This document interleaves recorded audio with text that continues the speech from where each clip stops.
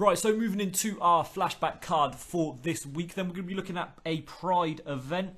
We're going to be going ahead and looking at Pride 33. Not your typical Pride event, no. The rule sets were changed to the Las Vegas, Nevada Athletic Commission's liking. So we had 3 5-minute rounds and 5 5-minute rounds, unlike the usual 1 10-minute round and 2 5-minute rounds that we usually get in Pride. Like I said, this one was live from America, the second time that they'd come back. Pretty sure this was called Pride the Second Coming. Yes. So yeah, live from the Thomas and Mack Centre. The commentators for this event was Josh Barnett and Lon McCacken. Later on, we would be joined by Frank Trigg, and we also had a guest appearance from Dennis Kang. Livio, how did you enjoy this card? It was alright. I enjoyed the card. Obviously, Pride is remembered fondly amongst fans. It's really, really good going back and watching Pride fights and events, especially during Pride Never Die week. Little bit upset that the one that we'd chosen was obviously in America. No stomping on the ground, no elbows and stuff like that. Which I didn't watch much of Vanderlei growing up because obviously I was young when Pride was around. But I watch the highlights now and it's amazing watching him just stomp the hell out of people. But overall, the card was fun. First 2 fights were a little bit tricky for me to get into, but after that, for me, it was a great card, great night of fights, great evening of fights. Yeah, I really enjoyed it. This one weren't like the UFC card that we watched just a couple of weeks ago. I couldn't flow through it. I enjoyed the fights, but the presentation of Pride, although it's good, they had just most of the time was fixed one camera. And although Pride is always remembered as one of the greatest MMA organisations of all time, I couldn't get into this one as much as the UFC card. I enjoyed it, but it was still not as fun in my opinion. They had a few slight digs at the UFC throughout the event as well, which was like, all right, UFC are buying you in one event's time. It's weird watching it with hindsight, knowing what's about to happen. Yeah, it's weird. Like, just for example, quote, "The cage is your world, the ring is your universe." Again, a slight dig saying that UFC is restricted, whereas Pride are not. But yeah, this event obviously is memorable. Going into it, Hendo could become the first ever 2-weight world champ at the time. First ever time that could happen. Awesome. And Vanderlei was the only Pride middleweight champion ever at this point. Obviously had lost in the openweight Grand Prix and had lost to Ricardo Almeida as well. In my apologies, it was Ricardo Arona in the middleweight Grand Prix, which was eventually won by Shogun. But yeah, in case of title defences, he's the only champ ever. I mean, it's Vanderlei when Vanderlei, the axe murderer, was Vanderlei. The axe murderer, I mean, he's an absolute killer. Obviously, we'll get to the fight in a little bit. But do you want to start off with the first one? Yeah, so the first one, we ended up seeing Jason Ireland taking on Joachim Hansen in the lightweight division. Hansen, it was good to see him fight. I like Hansen. I think he's okay. And Jason Ireland as well. I'm pretty sure he had gotten run over by a truck or something crazy they like kept that. mentioning that, which is absolutely unbelievable. But, I mean, the guy's tough enough to come back and fight, so most people would out forever after a truck hit him. Joachim Hansen as well going into this one. Most people would have known him from his knockouts. I think it was a knee strike to the body I think he had previously. They kept mentioning that. Yeah, he's good. And yeah, I can't lie, like I knew much about either of these two guys. You would have known a little bit more than me. Jason Ireland, I'll be honest, I hadn't heard of him until I'd watched this. Bar this card, obviously I've heard of the card before, hadn't really seen him fight until I watched this fight. Joachim Hansen seemed like he was in control. Yeah, I mean, I gave him both rounds going into it. His work on the ground was fantastic. I'm pretty sure there was a roll through where he flipped Ireland and had him in a back mount kind of thing, and it was fantastic. I thought he was really good back sitting position. Hansen had him in, and yeah, I just thought he was really in control throughout the fight. Definitely. I mean, it was tough because they kept mentioning how Ireland was stepping up, fighting a guy in Hansen who they believe was a little bit better than him. And I feel like that showed in the fight. It showed that the more experienced guy, the tougher guy, was the more experienced and the tougher guy. And maybe it didn't help that he'd just been hit by a train or a bus or whatever it was. So the fight ended up getting finished. Ireland got a takedown. But I just wrote Hansen did all the damage. Gets a triangle locked in, and then the armbar and a verbal tap by Jason Ireland. Joachim Hansen ended up getting the victory by armbar in round 3 in 2 minutes 33. Overall thoughts on the fight? Not a bad fight. Not a great fight either. I mean, the finish was really good. I liked how he transitioned from the triangle to the armbar. But other than that, I mean, when you know that you've got so many great fights coming up, you just kind of want to get to them. Yeah. It's sad as well that the only star in this is Steve Mazzagatti, and he's not a star for the right reasons. He was in so many of the fights in this card. It was unbelievable. So in between this, you just watched the individual fights, right? I did. I watched the whole event, so I ended up getting all the weird stuff in between. All the beautiful pride-ness. Yep. So we had the shouty woman in the background rolling her R's. Her voice was amazing. I would watch her introduce certain fighters and she'd go, Amer. It was just amazing. It was amazing to watch. I've got a personal favourite one which was on here, and I'll leave that for when that fight comes up, because I just wrote his name in capital letters for I think it would be 5 lines. Amazing if at the next UFC event this weekend we get Bruce Buffer doing that. Just going crazy. Justin. Not quite the same, but I mean, he's unconventional in his own sense. So the next fight, Frank Trigg took on Kazuo Misaki. We ended up getting joined by Dennis Kang on commentary for this one. He recently won the welterweight Grand Prix in Pride, and yeah, Misaki ended up beating Kang in the last fight, which is quite an interesting thing to point out in this one. Again, Trigg looked dominant from the outstart. Sort of took it wherever he wanted to, which was the ground for most of the fight. Dominant on the ground, threatened with a few submissions, I think, in the early, or not quite submissions, but had him in sort of a head and arm choke position early in the fight. But Trigg doing stuff, I mean, he was an amazing wrestler, so he knew what he had to do for this fight. Yeah, Trigg won all 3 rounds, 10-9, 10-9, 10-9. Going into the second round, though, Misaki ended up rocking him a little bit on the feet, I thought. But then Trigg started to look a bit tired, so he gets the takedown, lays on him, controls the fight. Exactly. Ref stood them up a few times, but then he ended up putting him in the middle. Yeah. Something that Pride was renowned for, putting fights in the middle, because they want to see more action. You kept seeing that in whenever they'd clinch, whenever they were on the ground, Trigg would have his feet up against the ropes. Not Trigg, sorry, in the Henderson fight. Henderson would have his feet up against the ropes, and they kept pushing his feet off. And it's nice to see. I mean, we don't see it very often now. People do work, especially with someone like Khabib, who does a lot of his work against the cage. It'd be interesting to see if he was not allowed to do that and just kept being moved to the center of the ring. And it's interesting because with the Joe Rogan Bas Rutten podcast, which came out a couple of days ago, they want to get rid of the cage.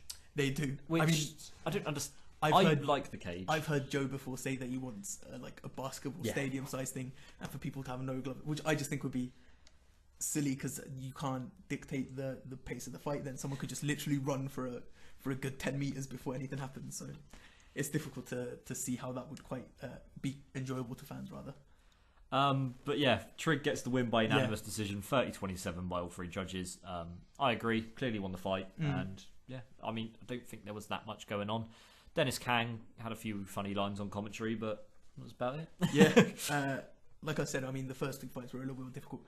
This next fight, though, is for me at least, where I begin to remember how amazing Pride was, and exactly why Pride was so good.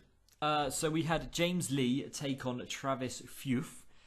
I think this was a catchweight fight, because Futh weighed in at 205 pounds and Lee weighed in at 110.5. Lee stepped on really short notice, from what I heard from the commentators, so I'm going to guess that's why he didn't make weight. Possibly. He was a bit chubby as well. And I'm pretty sure this was meant to be a fight for Travis Futh for come in here and just get the win. Yeah, didn't quite work out for him that way. He catches him. I think James we've caught him early, rather, or James Lee rather, caught him early. Drops him. Tried to put some ground and pound, but gets a big guillotine. Yeah, and finishes it. That's it. 35 seconds in round 1. But just he stepped in on short notice, and wow, fair play. I mean, couldn't really ask for much more.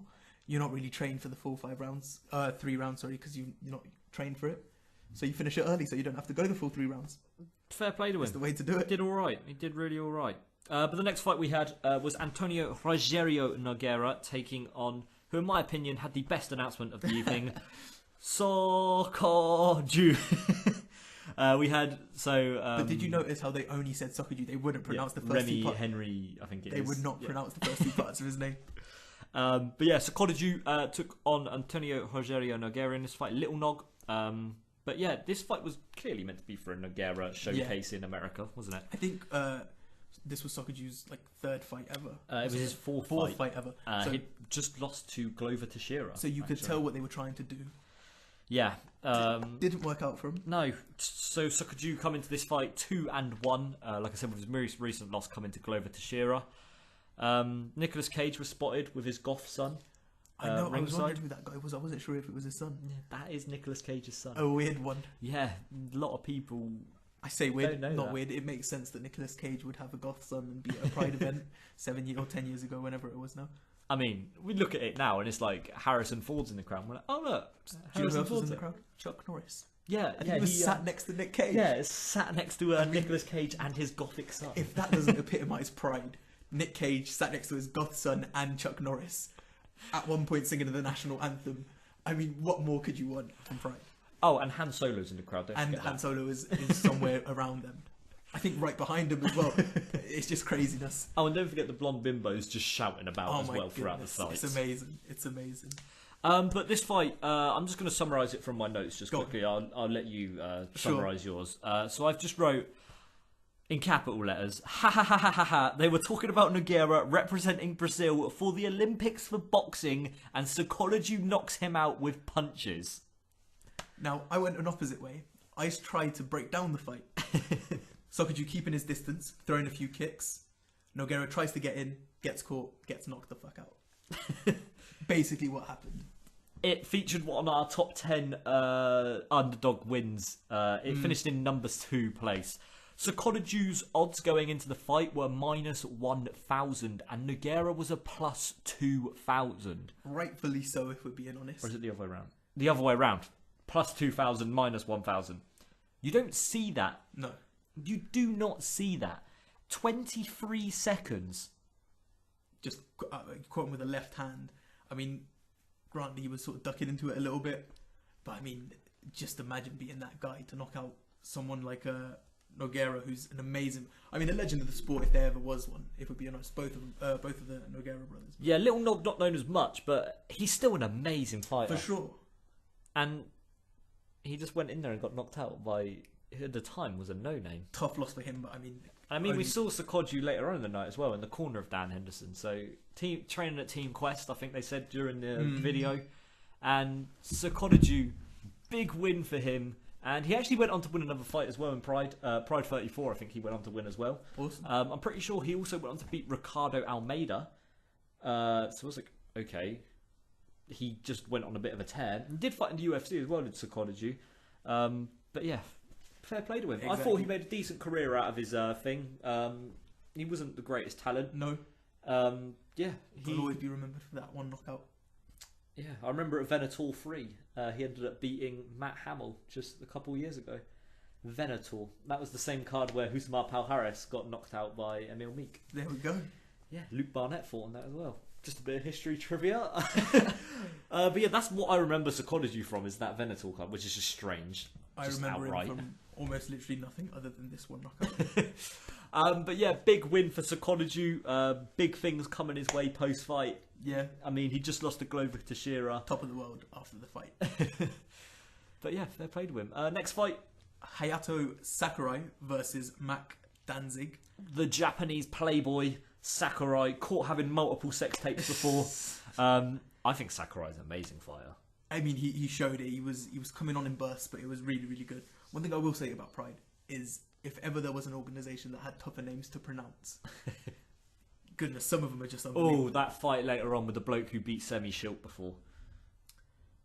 Do you know who I'm on about? The guy who fought Mike Russo. Sergey Karatonov. Yeah. Oh, That is a tough one. I was even writing it. I was like, and I had it in front of me. And No. still, yeah. Just before that, you obviously had Sokoju, whose name I think I spelled wrong about 1,000 different times in this. But yeah, really, really good fight. This one, I really enjoyed it. I thought Sakurai came in, like I said, in bursts. But when he did, he looked amazing. His leg kicks, I thought, were damaging. Almost took him off the ground at one point, it looked like. Sakurai was always one of them guys that you wanted to see go back to the UFC. Obviously, he'd fought there before, and he's still fighting now. I'm pretty sure he's got a fight against Takanori Gomi and Ryzen coming up, which is like, What? maybe those special supplements that Ryzen don't mind people having. I didn't really have much going on in the first round. Towards the end, obviously Sakurai, I think, got him with a hip toss, took him to the floor. Yep. Obviously, round 2 starts where I think Sakurai gets him to the floor again. They eventually get up. Danzig, he doesn't look completely out of it. He looks like he belongs there. Hey, we've just completely forgot to mention this is future Ultimate Fighter winner Mac Danzig. There we go. In here. But I mean, Sakurai just did his thing and then ended up knocking him out. Yeah, big win. It's just a showcase, really. I mean, at this point, he's 37-2 in his career. I mean, what more can you say? I mean, there's a reason that he has a crazy record like that, if we're being honest. Yeah. You don't get that record by luck. But yeah, took him to the floor, gets a right hand in right on the chin, knocks him out. And a nice little win for Sakurai. Yeah, nice win. Obviously, previous UFC welterweight challenger. Yeah, Sakurai has always fought some of the best of the best. If you look at just some of his losses, he's lost to Anderson Silva. He's lost to Matt Hughes, Jake Shields, Nick Diaz, Rodrigo Gracie, Takanori Gomi. They're He's not fought losses the best of the best. They are not losses that you can hold your head down on. They are like, if you would lose to people, that would be a decent list of people to lose to. But moving on to the next fight. Just spoke about his name. Yeah. Tough one to say. Sergey Kharitonov versus Mike Russo, who I think was a Ultimate Fighter. Yeah. Yeah, he fought an Ultimate Fighter 10. Yeah, like you said, he was I think it was some All-American summer. One of their wrestling things. But when I was watching the fight, he seemed like he was just out of it on the feet. He just didn't want any business. I thought he got a nice takedown early on. He did get a nice takedown early on. Kharitonov, though, if you've watched Kharitonov's fights, he's kind of well-versed everywhere. Looking at that fight with Semi Schilt, there's one of the most vicious and one of the most brutal things you'll see. Have you seen it before? I don't think I have. So Semi Schilt is on the floor, big bloody 7-foot Dutch kickboxer, and Kharitonov is hammer fisting, but he's hammer fisting with his right hand and punching the right eye. So just going for that. I think I have seen that. Just once. I think I have seen that. He only throws that one strike. He doesn't throw anything else. He doesn't throw with his left, just with that one strike. And you hear Semi Schilt just scream in pain, and the ref stops it. It's one of the most brutal beatdowns that I've ever seen. So the fight went somewhat how you would have expected with the All-Star American or whatever it's called. I think it was Russo's debut in Pride. Going for the takedown early into the fight. Goes into side control and lays a few ground and pound, but doesn't do much. It seems as if instead of trying to ground and pound him out, he was looking for the submission. And unfortunately for him, that didn't quite work out, and he gets caught in an armbar. And I liked because the referees kept speaking about how not the referees, the commentators spoke about how Kharitonov didn't have much off his back. Obviously caught him in the armbar and made him tap. Funny thing about this is one of Russo's only 3 defeats in his whole career. His other losses came to Fabricio Verdum and Sean Jordan. This would be his... So, he'd lose this fight in 2007. The next loss that he'd get is 2012. Dang. The man went on a 4-fight win streak in the UFC later in his career. I mean... Decent win streak. I mean, for anyone, especially in the UFC. He's an alright fighter. I mean, this was the early days of Mike Russo. And hey, he did alright. Didn't like him very much at the end of the fight because he said that he didn't tap. Oh, There yeah. was a clear tap. Josh Barnett, wanted him to die. Oh, my goodness.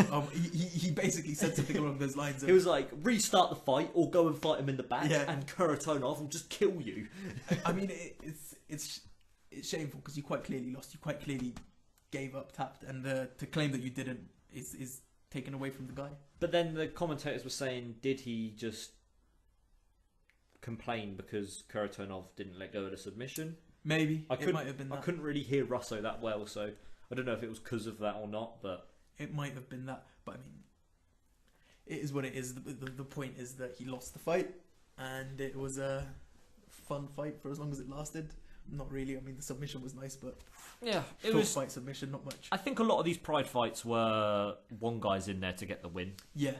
I mean, even later on in the night, you see things like that as well. And Yeah, I think it was like obvious victories that were going to opponents, but sometimes you had the few shock upsets because I think Pride was more about developing their stars over in the US. So They by didn't mind beating, feeding them a few people. Yeah. And obviously they had the money so they could pay people. like look at the Sokodoju fight. Who would have said, "Oh yeah, Sokodoju's going to beat Antonio Rosario Nogueira," or who would have said, "Oh yeah, Sergey Kharitonov, he's going to lose to 4-0 Mike Russo."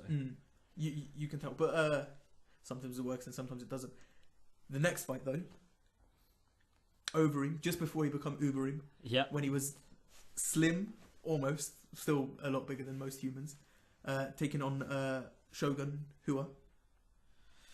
I just wrote, yes, Pride Hua, this is the one who won the one night only tournament in Prime. In my opinion, this era is Prime Shogun. Yeah. I thought Alistair, I mean, granted the fight didn't last very long. I thought Alistair looked good. On the feet, he looked On fantastic. the feet, he looked very good. And then obviously ends up on his back. And then that diving punch or whatever nasty from Shogun Hua. Not wild. Not a wild sort of leaping overhand, but very precise right on the chin. And obviously there's talks about Overeem's weak chin. He was out. It was beautiful to watch. I thought Overeem looked really good on the feet. Definitely. He came into this with a 7-6 Pride record, whereas Shogun had only lost one previous fight. And I think he'd won like 11 or 12. Wow. It was in the light heavyweight division. I'm pretty sure that Pride didn't have a belt for this division. There was the middleweight, welterweight, lightweight, and heavyweights they had. But yeah, Shogun was a star at this point. Everyone knew who Shogun was in the MMA world. He was known not as much for his stand-up. He was still known for it, but he was known for the brutal ground and pound that he had. Just that win over Ricardo Arona that you saw in the video package in the finale of the middleweight Grand Prix, bouncing his head off the canvas. He was going up and down. His fight with Overeem not earlier in that night knocked him out with ground and pound again, where Overeem started off strong. That's what I wrote in my notes. I said that Overeem looked strong in the start of the round, and I said it reminded me of their middleweight Grand Prix first match. Overeem always looks strong on the feet, though. I mean, the guy is just amazing to watch as long as it's on. And you could tell he didn't want to go to the ground. You could tell. I mean, his wrestling's a lot better now, and I'm sure it was okay back then. But I mean, on the feet, he knew where it was. He knew that was his route to victory. Didn't work out for him, and got absolutely mauled with that KO. Yeah, and what's one of the most infamous still frames in MMA history, where just the punch landing and he's diving. Their still framed shot. Shogun landing that big diving punch, Overeem's out of it, and then he lands a couple more just before the ref can get in. Well, obviously Overeem was out of it before then. So, round one knockout for Shogun, and nice little knockout for Shogun. On his way to the UFC. There we go. As was Overeem much later. Yeah, much later in his career. I think Overeem after this started to focus on Dream. And then he went into Strikeforce, as well as K1. Overeem's been everywhere. He's been there and done that. You forget, because obviously he doesn't look extremely old, but he's like almost 40 years old. He's getting on there. You forget he fought Chuck Liddell. Overeem is getting on there. In Pride. If only he was allowed to be Ubering for longer. Just think of what would have happened. That fight with the Santos could have been one of the best heavyweight fights of all time. Ubering and Wanderlei, probably the scariest two humans that have ever lived. I mean, it's tough to make an argument against the two. And I mean, in the future, we're going to go ahead and watch that K1 Grand Prix 2010, and that is Ubereem taking on Gokhan Saki, Ubereem taking on Tyrone Spong. You got some good fights. The guy's a killer.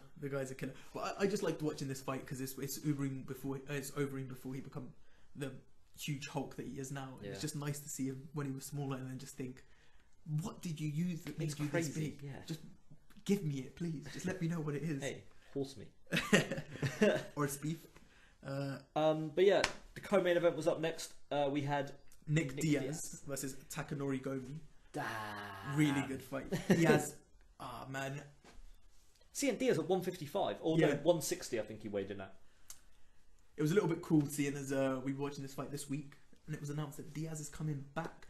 Obviously this is a news story more than it is to do with this particular fight, but good news nonetheless. Yeah, Nick Diaz is going to be returning to the world of MMA. Think of the prospects he could fight. A rematch with George, a rematch with Lawler, Bisping, even a Darren Till fight I'd be invested in. Could you imagine the clean-cut Stephen Thompson who refuses to trash talk coming up against Nick Diaz? Who just loves to do. Could you imagine that press conference? Oh my goodness, it's amazing to. It's just so badly needed at the moment. So bad. I mean, first of all, let's be honest. He shouldn't have been suspended for as long as he was suspended for. No, without doubt. The first one was for weed violation. The second one was for location violation. Yeah, something like that. But which, granted, he probably knows he shouldn't do that. Yeah, but at the same time, it's the Diaz's. I don't think they care very much. Yeah. For me, the weirdest thing is he's due back on the 19th of April. You know, we're getting an announcement on the 20th. On the 20th. 420. If there's not an announcement on the 20th of the 4th or 420, then I'll be very upset. But yeah, this fight though, Takanori Gomi, everyone knows he was an absolute monster in Pride. Came over to the US, took on a very high Nick Diaz, and the fight got overturned. To a no contest in the end because of. It's one of the most impressive. If you know the history going into the fight, of how much of a tear Gomi was on, how great he was, how people considered him one of the pound-for-pound best fighters in the world. Yeah. Then you got Nick Diaz, who was coming off a meh run in the UFC. Who was... Granted, he'd won his last 2 or 3 in their organisation, but had left. Something to prove, trying to show people that he belongs with that upper echelon. And he definitely did that. He definitely... I mean, I thought the first half of the first round, Gomi looked good, looked very good, was showing why he was Takanori Gomi. And then it got back up to the feet, and we saw classic Nick Diaz. We saw Gomi gas a little bit, and then Diaz just do Diaz stuff and just pepper him with shots. Nothing crazy where you could think he's going to finish him with one punch. Granted, Gomi still knocked him down when they got back to the feet, but he was just swinging wild like he was Vanderlei. He was, and Diaz obviously with that boxing and jiu-jitsu background, just pepper him with shots, very precise, very nice to watch. I mean, who doesn't like watching the Diaz's? It's just amazing to watch them just hit you with everything. And at the end of that first round, I don't know, I say Gomi probably won it in the end. He rocked Diaz as well, overall, I think, at the end. Yeah, overall. And it was just a crazy fight. But going into the second round, Gomi called Diaz over. A little bit. Yeah. Oh, because you watched the thing. Yeah, go on. So Gomi called Diaz over, like come on, like you want some. And the camera just cuts to Diaz just for a split second. And all you see is, what, bitch? What? I would be upset if he said anything else other than what, bitch, if I'm being honest with you. I mean, I think that's just the amount of his vocabulary extends to that. Just those few words. But I mean, what a few good words to have, isn't it? Going into the second round, though. Catching him again. Gomi looked like he was sort of done towards the end of the first. And Diaz was probably spilling a little bit of blood. Fight gets stopped halfway through. To check on a cut, yeah. Pouring blood.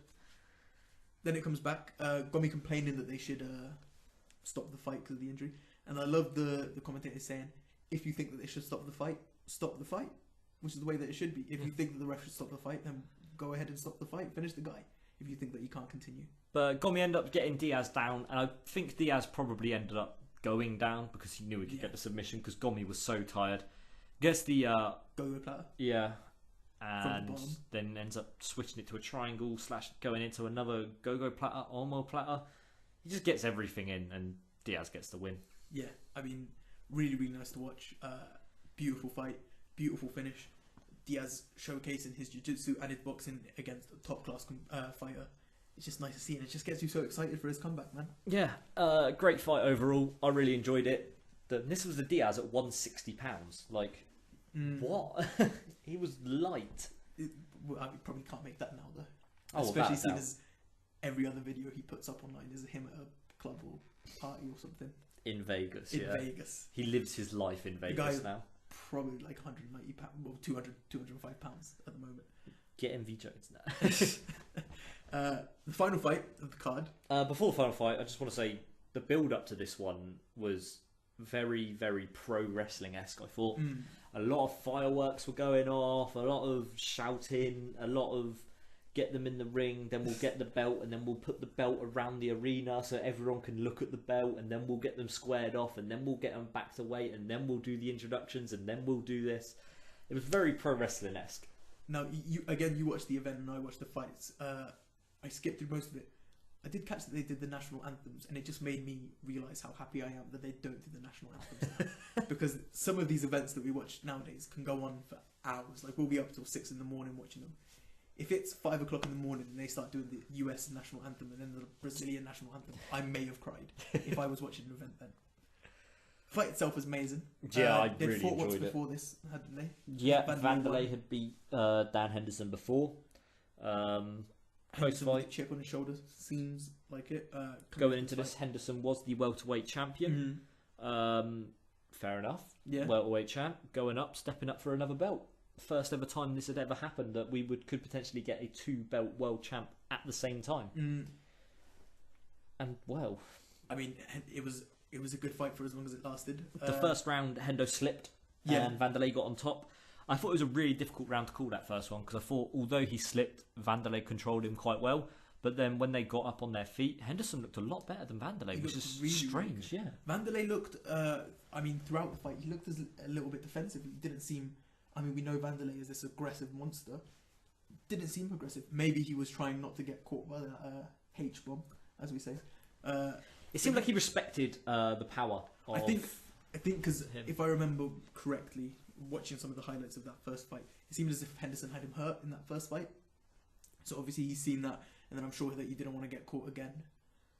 Obviously we'll get into what happens in the fight, but yeah, that first round, very close one. I gave the edge, I think you gave the edge as well, to Vanderlei. Yeah, 10-9 I had it. Or Yeah. it could have even been a 10-10. It could have been. It was a very close round. Neither guy did crazy amounts of damage, but I mean, you can make the case for Henderson because he was a little bit more aggressive, and then obviously Vanderlei controlled him a little bit better on the ground.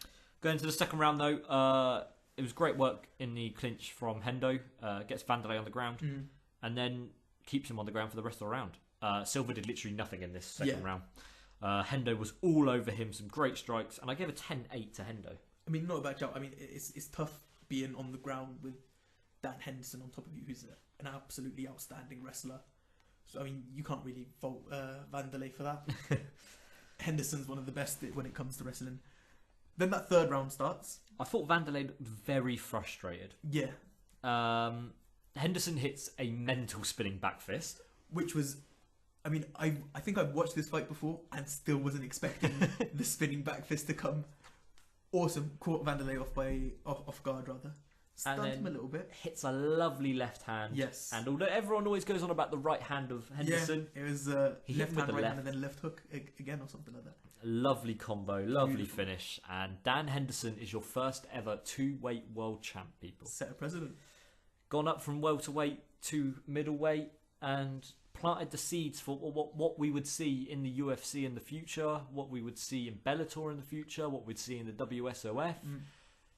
And it should not be understated that the person that he beat was Vanderlei Silva, who, I mean, we forget, some of the newer fans might forget now how good he was, because obviously Vanderlei's somewhat out of his prime now. I'm pretty sure going into this fight, Vanderlei had 23 wins inside of Pride.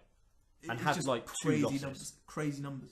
And when you think of how good he was, it's just that much better for Hendo, this win. Yeah, mental win for Hendo. Fantastic. Celebrities started to go as they panned on the celebrities, and then you see a producer run across, which I found quite funny to put them back over. But yeah, crazy for Henderson, and I was very happy for him. Yeah, for sure. Overall thoughts on the card? I know we spoke about it a little bit in the beginning, but I really enjoyed it. Talking about it now, I'm enjoying it more than what I did previous. I think it's difficult because whenever you watch something that was filmed a while back, it's not in HD quality, and you get so used to the routine of the UFC, which is a little bit, some say like a professional sport, others say a little bit boring. It's nice to get that break. It's just nice remembering how good Pride was, man. Yeah, Pride was such a fun place to watch fights. The official attendance, though, for this was 12,911 with 8,334 paid. The gate, 2,033,000. Yeah, just fun, wasn't it? Awesome. I mean, it's important to remember that this card here is usually regarded as one of the best Pride events ever. Yeah, well, when you look at Tapology with the greatest ranking, the greatest event, of all time, it's number 4. Dang. I mean, you can't really complain. Like, when you look at events that are higher than Pride 33, all you've got is the tough finale one, Shogun versus Henderson, UFC 139 and UFC 100. You really can't say much more about this card other than that. It's an awesome card, awesome fights, awesome fighters. It's nice reminiscing, and it just goes to show how much Pride gave to the sport. Not just amazing events, but these fighters they helped build that would go on to be future UFC champions, future legends of the sport, future Hall of Famers, and it's amazing, man. Cancelled bouts that were supposed to happen. So we were meant to get Mark Hunt on this card. He was supposed to take on Wes Sims, former Tough 10 competitor, former guy who'd fought Frank Mir before. Would have loved to see Mark Hunt on this card. Yeah, definitely. Sergey Karatonov wasn't originally supposed to be facing Mike Rosso. Gilbert Yville was supposed to be his opponent. Ville was prohibited by the NSAC though, so Nevada. Didn't work out. Yeah, Wes Sims, Mark Hunt as well. It was ruled as an uncompetitive fight, so clearly they've said.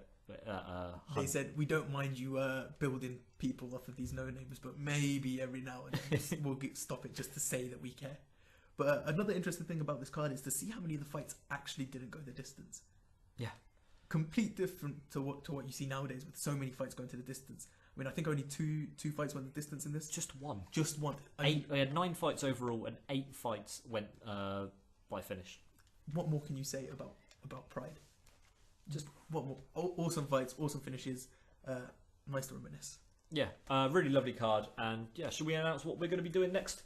So for the next card that we're going to be looking at for our flashback card, since it is the anniversary of Forrest Griffin versus Stephen Bonnar, we're going to be going ahead and looking at the Ultimate Fighter 1 finale and UFC Liddell versus Couture 2.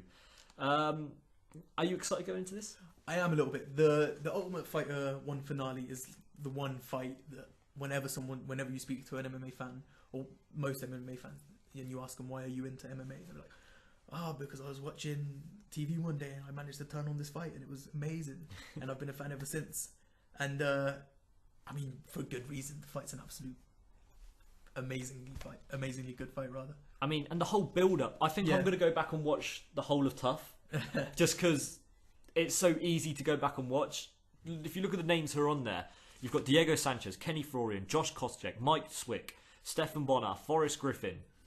The names that come off are some of the greatest MMA fighters that UFC have seen. I mean, it was the Ultimate Fighter before the Ultimate Fighter became what it is now, where it's basically now is something that they use to build divisions when they can't build a division themselves.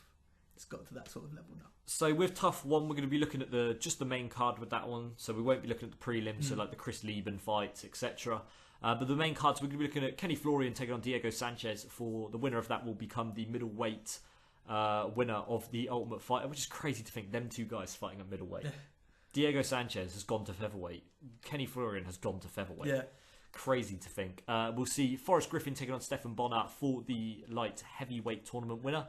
And then in the main event, we have Ken Shamrock taking on Ken Shamrock taking on Rich Franklin. Which is like not a bad fight. I mean, for Rich Franklin, I remember at this point he was up and coming and he was looking to make a name off of him. It's difficult to get, even though it was Ken Shamrock before years now. It's difficult to get excited over Ken Shamrock, seeing as he was still fighting like 4 years ago.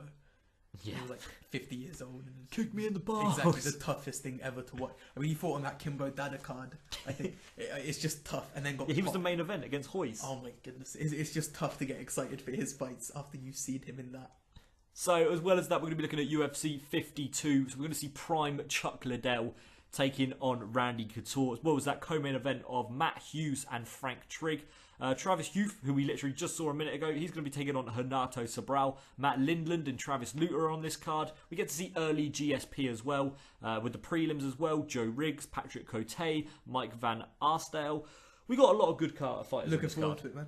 A lot of good fighters. So yeah, that's going to be that for the next one. Yep. So we've got Tough 1 finale and UFC 52.